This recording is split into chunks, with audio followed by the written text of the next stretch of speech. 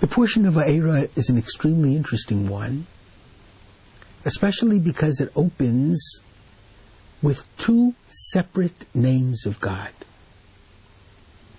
Vaera el Avraham el Yitzchak v'el Yaakov be'el Shaddai. I was revealed to Abraham, Isaac, and Jacob with the name Kel Shakai. Shmi Yud Kei Vav Kei, but my name, the ineffable name of God, Yud Kei Vav Kei, Lo Nudati Lahem. I was not, or I did not make known, was not made known to them. Passive voice. Very difficult verse. What is the name Kel Shakai, which is associated with the creation in Genesis and Abraham, Isaac, and Jacob? What is the name Yud Kei Vav Kei, which is associated with the book of Exodus? And how come Nodati is in the passive voice? God was made known to them in the book of Exodus. Let me try to explain.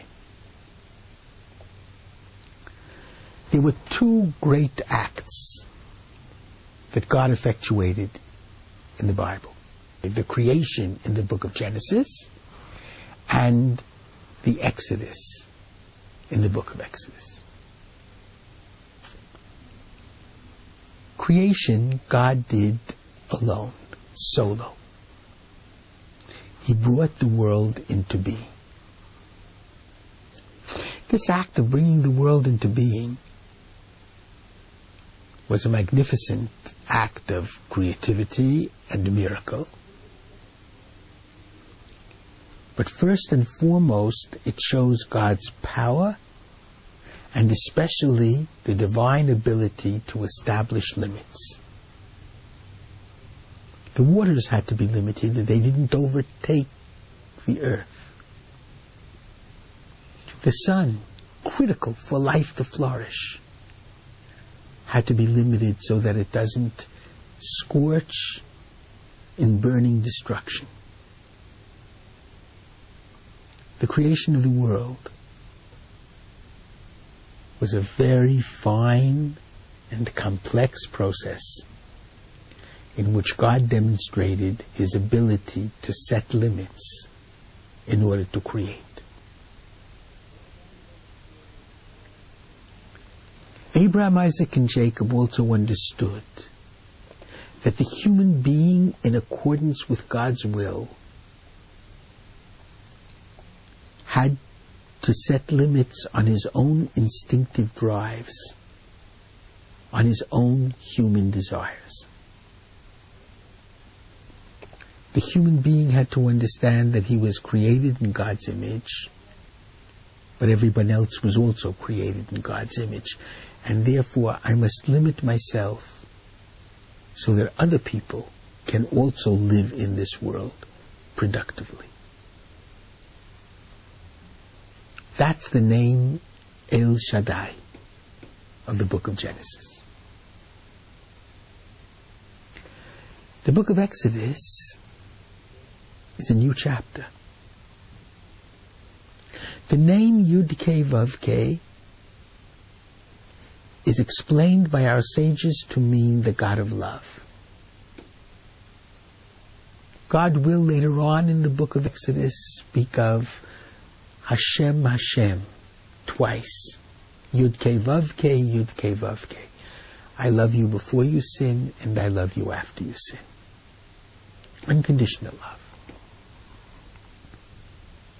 But it has another nuance.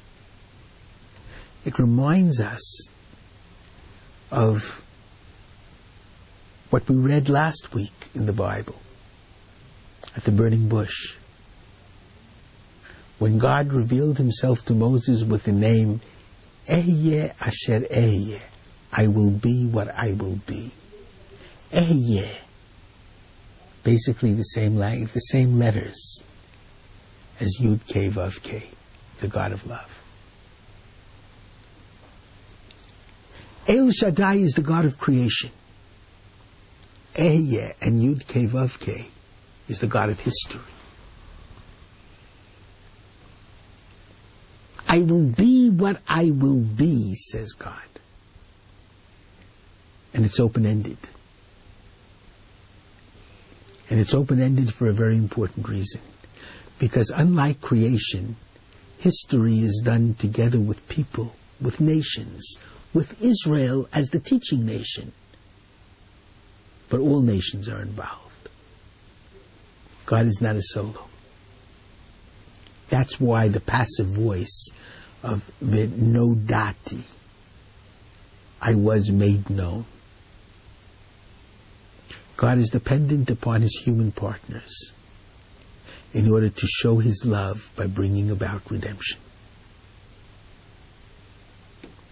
The Exodus from Egypt is a corollary to creation.